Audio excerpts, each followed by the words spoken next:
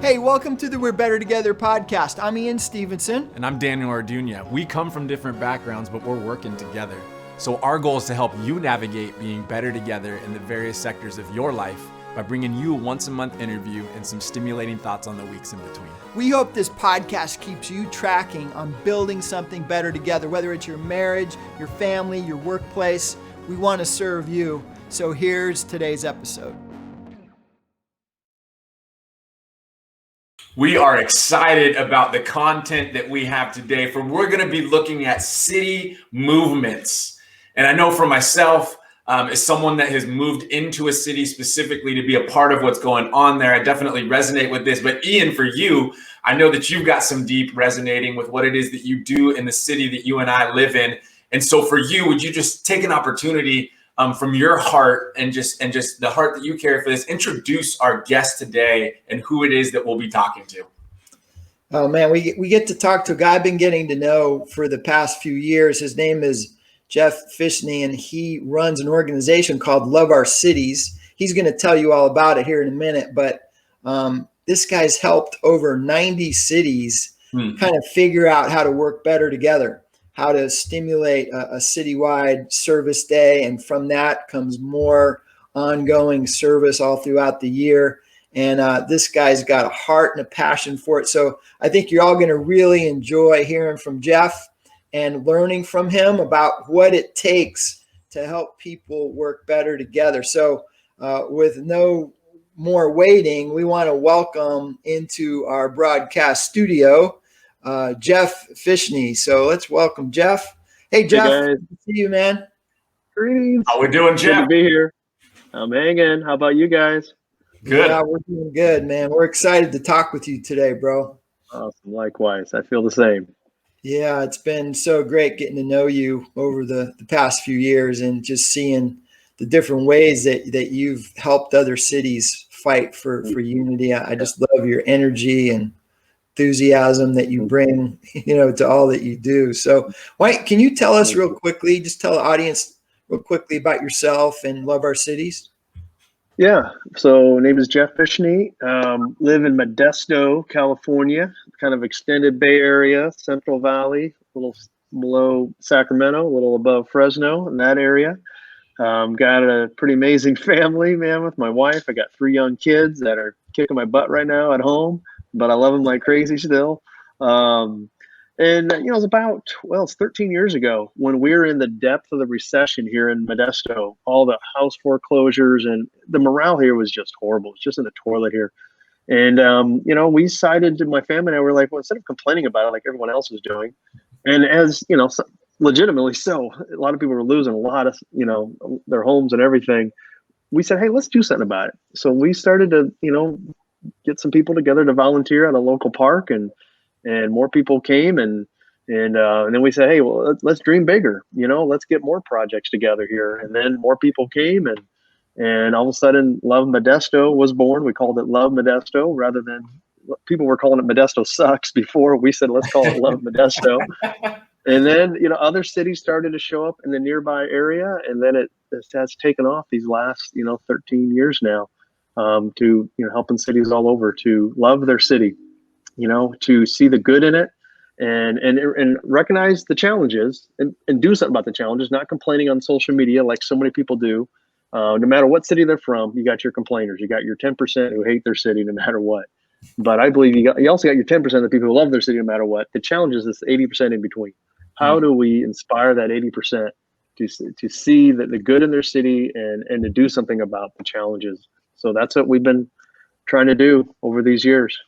And you've done it, man. Like, you've done it. I've been on calls with you with 12, 13 cities at a time, and you're just encouraging them, stimulating, like what's working, what's not working. How do you do this together? So, man, thank you for your work. Thank you for how you've encouraged us. It's been awesome to be in your circle a little bit. Absolutely. Thank you. We're just beginning though, man. 90 cities. How many cities are there in the world? We got a long ways to go, man. We got a long ways to go. But we're on our way.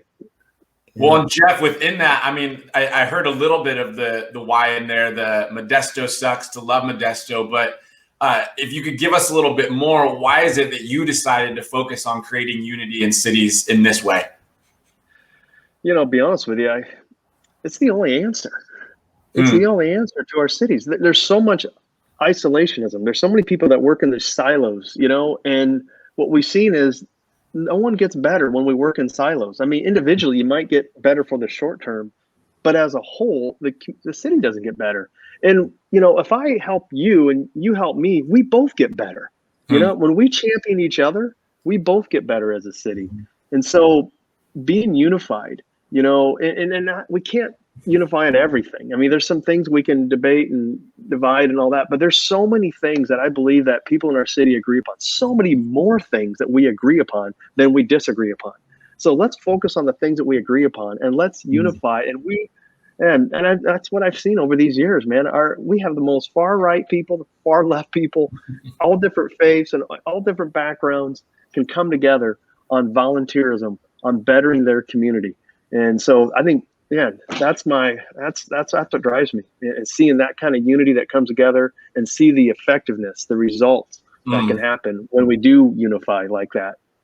That's awesome, man. You can hear the passion in your response there, Jeff. And that's one of the things I love about you. But, the idealistic idea of working together in our cities, I think people get the ideal of wanting to even work together in their marriage or their family, but it's hard work. Like, there's challenges along that way. I mean, it's hard enough working together just in your marriage or with your family, but with a whole city. I mean, people, like you just said, from all different backgrounds. Like, what are some of the challenges that you've seen, that you've come up against, that keep people from being able to really do that well?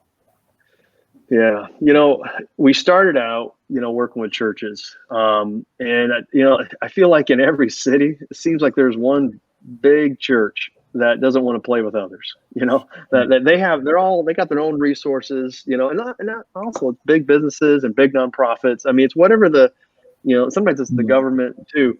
But they don't want to play with others, and because they've got their own thing going on and they want to do their own volunteer day, their own, outreach stuff, their own, whatever their service opportunities they do. They just want, and they want to have their branding on it, their name on it, And I tell you what, that has been a challenge to try to, help these leaders to think bigger than themselves, to not just building their own little thing, because their own little thing can only get so big. But when they unify with others, when they become a part of the greater good going on in the community, man, and we need them at the table. They have so much to offer. So it's been a challenge. We've seen a lot of good stories. Eventually they wake up sometimes and come out of it, but sometimes they don't. Sometimes they dig in, and so that's one of our challenges for sure. Like what a transferable principle in the middle of that, right, Daniel? Like it's that whole thing of it's our own pride. It's when we want what we want for us, that it keeps us from working together with others. And that can happen at an organizational level, with a church, a business, a nonprofit, whatever, that can keep them from wanting to work together in the city. And it can keep us from even wanting to work together in our marriage if we want what we want, when we, if it's all about us. So what a great principle. So how do you help them overcome this challenge, Jeff? Like that's a really specific thing. How would you help them overcome those challenges? The best success that I've seen is not me trying to convince and trying to, and I do the best I can do, but it's their people. It's their people that do get on board with the greater good in the community. And then they start putting pressure on them, saying, why aren't we a part of this thing? This thing's been amazing. Look at what it's doing in our community. What are we doing here? How come we're still doing our own little thing here and we're not a part of the bigger thing here? So honestly, it's been the hundreds and thousands of people that attend these churches or as a part of these organizations. They start getting on board and they put the pressure on their leaders, and then their leaders finally jump on board. Sometimes reluctantly, but sometimes they do get excited. Then they apologize and say, we messed up. We should have been a part of this thing a long time ago. So I can do all the convincing I can, but it's even better when their followers, put the pressure on them to get involved. That's pretty funny. It almost sounds like it's sort of like a incognito community intervention, right? That's what it takes to drive us out of our selfishness sometimes, right? Yeah, that's good. It sounds like some principles that I've seen of movements happening where it's one person not quite there yet, two people not quite there yet, but when that third person jumps in, all of a sudden you've got a movement going. And I think I hear some of what you're saying within that. Some of these larger communities, it's like, oh, all of a sudden it just moved from one person. Now there's a few people in this church community that are joining in on something. All of a sudden they're putting that movement back onto the rest of their community, saying, let's go. And when you've got some of that, it's hard to look at them and be like, how can we not be a part of this thing that's bigger than us at this point now? Our people are doing it. How can we not join alongside them? That's amazing. No, that's good. That's exactly what's happened. No doubt about it. Yeah. So it's hard work doing this stuff, right? Oh yeah. You know it. Yeah. So the next thing we wanted to ask you was, why do you stay at it? I mean, it's got to be frustrating trying to get a bunch of people. Like, there's got to be ups and downs. I mean, how do you stay at it? You've been at it now for a number of years. How many years have you been doing this, and like, what keeps you in it? So 13, 14 years ago, we really started to, actually, even, the genesis of this even started before then. When I was a college pastor, man, these young people I work with, they're like, we don't want to keep attending a service. We want to go out and do it. I mean, and so they taught me more than I taught them. So really, I just see, young people, even throughout history, college age young people have led movements, have inspired movements. So for this many years, I don't know, man, it's just so rewarding though. I think it is hard. I get it. It's hard. There's a lot of rejection. There's a lot of, and it's not even the no's that suck, to be honest with you. It's the no answers. It's not hearing back, and, I don't say my faith, I think it keeps me going. That's probably the foundational thing. My faith just tells me not to give up and that this is the right thing. I believe when Jesus comes to town, things should get better. Things should get better. That right there motivates me more than anything else. So even when nothing seems like it's getting better, I just keep at it, and you keep at it. And you know what? I'm finding a growing number of people who are identifying with what we're talking about here, is that they don't want to be a part of the big silo. They want to be a part of something greater in the community, something that isn't self-serving, something that is other-serving. They want to be a part of a movement that really is making a difference and not just putting their logo on, their company logo or their church logo on things. So I think that's what's been really inspiring, and just seeing this growing number of people, not only in my town, but in cities all over the place. I mean, it's amazing to see this happening everywhere, is that people want to better their communities and they want to do it together. They want to be unified. And they want to work with people who maybe have different beliefs and different backgrounds. It's kind of a cool thing. You get to learn, and they're not the enemy. You learn that there's some beautiful people out there, and they might believe different than you, but man, if they're against crime, I'm against crime. Let's work together. Let's get crime together, and then they get to see my real faith, and not get to hear about it, what's on TV that's been misconstrued. They get to see my faith, and I see their faith, what it really is too. Or whatever their background is, and the different ethnic backgrounds. It's been amazing to discover so many people, learn about so many different people, especially here in California, man. I love out here. There's so many different backgrounds. And when you serve together for the common, good of the community, man, everyone gets better in that way. I really do. Absolutely. I mean, there's what you say in there that I think it lives deep inside of so many people, if not most people, is that idea of being a part of something that is bigger than ourselves.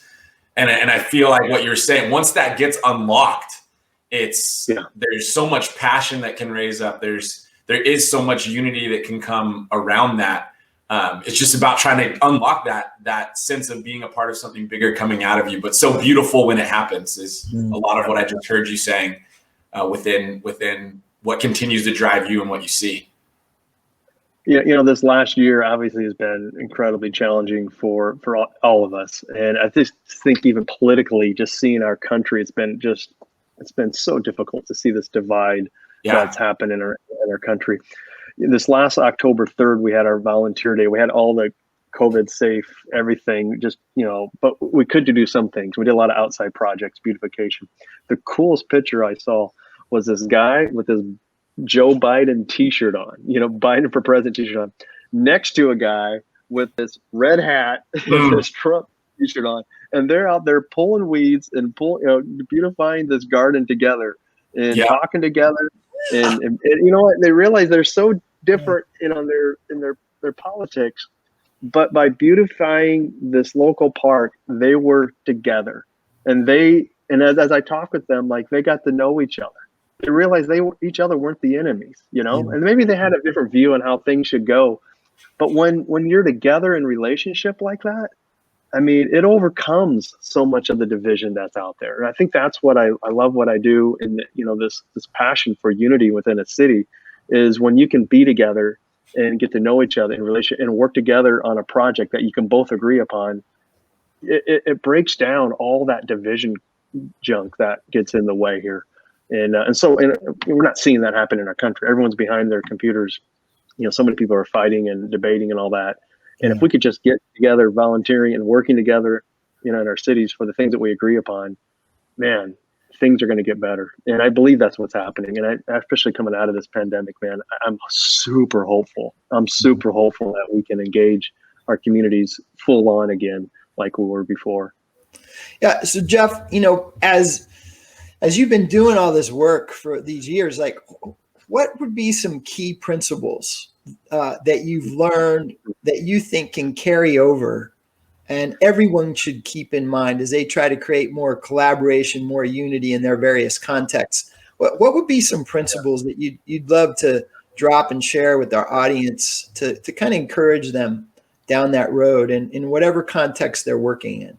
Yeah. Well, I mean, and I'm going to say this, I haven't come close to perfecting how to do these things. Okay. I'm just learning myself. I'm trying to grow in these things as well. But the number one thing is humility.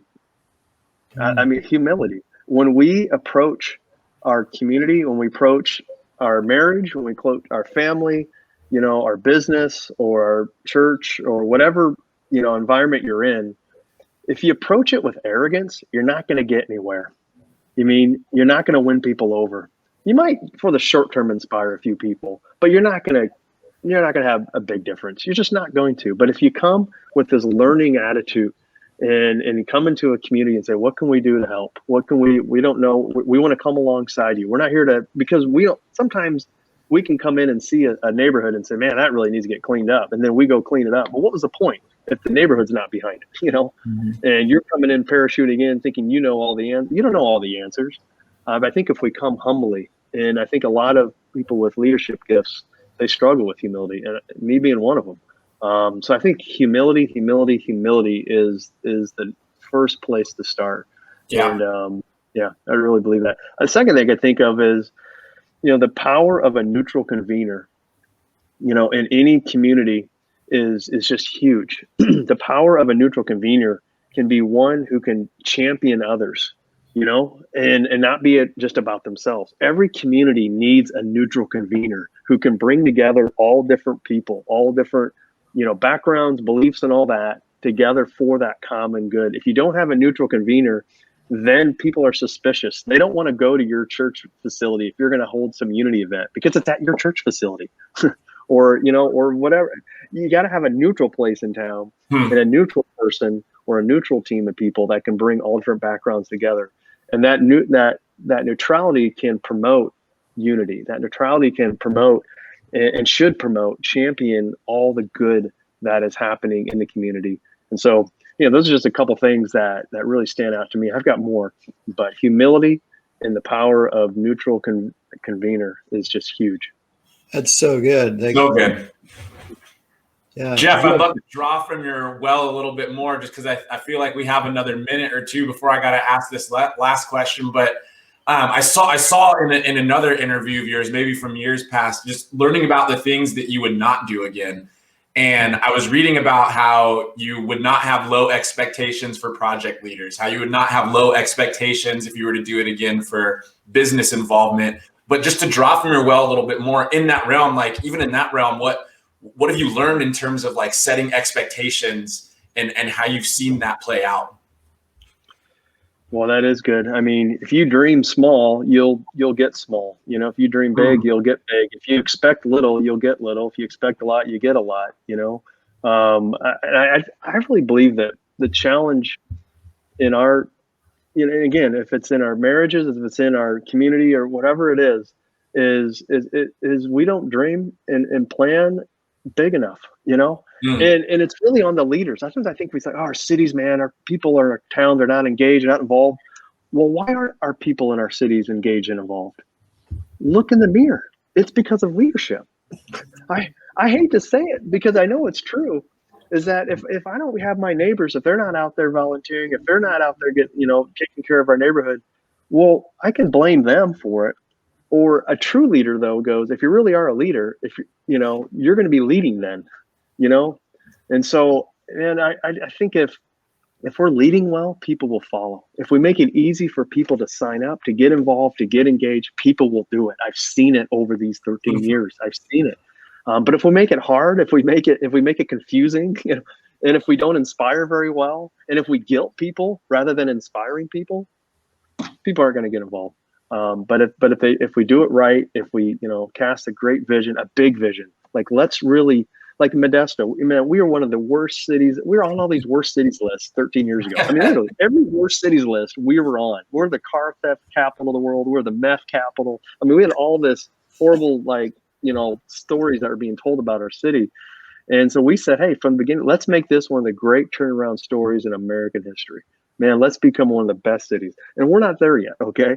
But you know what? We're off on all these worst cities lists. And it's not just because of us. It's because of collaboration with others. I mean, we have so many people in our town that want to collaborate and work together for the good of our community. But, if you dream like that, I mean, it's going to come. I mean, because you're going to fight for it. And I think high expectations. You got to dream and have high expectations. Dude, and that's so true, whether it's your marriage, your family, right? Your business, your church, your community. That is just a huge carryover principle because sometimes it's that big dream that keeps you fighting for unity, fighting for working together because you see more that can be. So, man, Jeff, golden nuggets, man. I can't wait to push this podcast out. I have so many people I'm going to send it to directly and say, you've got to listen to this one. So good. It's so good, Jeff. It's so good. I think you just hit I read something about your heart, and I think you just expressed it too, which was somewhere around this idea of like, if you were gone from a city, if a church was gone from a city, would people even notice that you're gone? And I think what you just said right there, and even what Ian's saying, like that could be applied to like, would my wife know, like if I'm not living in the way that I need to be, if I'm not dreaming big, if I'm not would she even recognize that I'm gone, or these relationship with this friend, or city movements that are happening? And so that's so awesome. And Jeff, within this too, I mean, all of this stuff that we're drawing out, how can people get a hold or get involved with Love Our Cities? If they want to start working better together in their cities, how can they connect with you? Yeah, I mean, so I think first thing is go to our website, loveourcities.org, loveourcities.org. If you want to just contact me directly, jeff@loveourcities.org is my email address, jeff@loveourcities.org. And would love to help your city. If your city doesn't have a community-wide, a city-wide volunteer day, man, we've got a plug and play. We've got it all ready to go for you. We'd love to help you to get that day to be the most amazing day that maybe your city has ever had, your highlight day of the year in your city. But the day is not the end, though. We want that day to be the beginning of the ongoing, continual volunteerism and pride in your community. And what we've seen is so many cities have a lot of things going on, but they don't have that catalytic event that can really inspire all the other good things you have going on. So we want to help you, in big ways or small ways. We want to be a help to help your city to be the best that you want it to be. Well, Jeff, man, I can't thank you enough. We literally could talk for over an hour on this stuff and just keep Good. learning, but we try to keep it tight for our audience so they can get some nuggets and keep going with their day. But thank you so much. And I'm just excited for our friendship, the partnership we're working on with Trellis and with Love Our Cities together, man. I look forward to working better together with you and the days ahead. And we so appreciate you taking time to do this with us today, bro. You have a great day and be blessed. And I know that you're even battling COVID right now yourself. And here you are online with us. So it shows your commitment, and we appreciate you, man. May God bless you and your family. All right. Thank you so much. Appreciate you both. Thank you, guys. Absolutely. Daniel, that was some good stuff, huh, bro? Absolutely. I think two things that I drew. One, it was what you actually said at the end. Jeff's dealing with COVID. But what blows me away is that when you're passionate about something, look at how that can even change your physical presence. Just how passionate he is about what he's doing, even in the midst of dealing with COVID, you could still see the energy that it drew out of him. Yeah. And there's something to be said about that, not just in being sick, but just when you dream big and when you find passion, something that just drives your passion, man, how that can impact your physical presence and your energy and moving you forward is great. I think the other thing that stuck out to me was something that he said earlier, which was that sense that we've all got things that we disagree on, but he said, how can you find the things that you agree on that you can then find as a place of unity? So instead of focusing on where we disagree, is there a way to actually talk and say, what are the things we agree on? Okay, how can we get together then to chase after something together in that sense? And I thought, what a great principle and a great view to try to look at in terms of ways to be better together and to create unity. But yeah, Ian, for you, what was anything that stood out to you? Well, some of the same stuff for you. That whole agree on thing goes back to what we talk about all the time with focus. Yeah. You got to have that focus thing.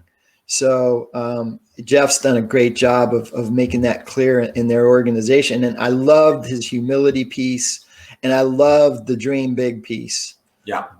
So, for our listeners, as you're thinking about where you're working for unity in your context, where you're fighting for unity at your marriage, your family, your business, is there focus? Is there humility? Are you dreaming big? Because that's what you'll rally people together around. So, those were some of the things I heard, and I hope encourage our audience as they're on their journey to fight for unity. We need more and more people fighting for unity, folks, whether it's your city, your marriage, whatever it is, make sure you're doing that. We're going to keep dropping this content every Monday, or at least on the first of every month. We're going to have an interview like this. And then the weeks in between, we're going to have 10-minute pump you ups, 10-minute focus things to just kind of keep you in the game, because we know that this journey of fighting for unity, it's long, and we all need encouragement. We all need this focus to kind of keep us in it. So we hope this has helped and encouraged you as you're doing that.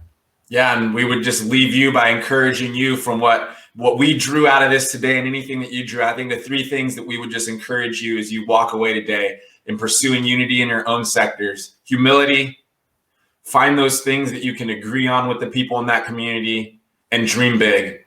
We really look forward to continuing this journey with all of you. So have a great day. Hey, thanks so much for tuning in today. If there's anything you heard today that was helpful to you, that you think might be helpful to somebody else, please like, subscribe, and share this podcast so we can help others be better together as well.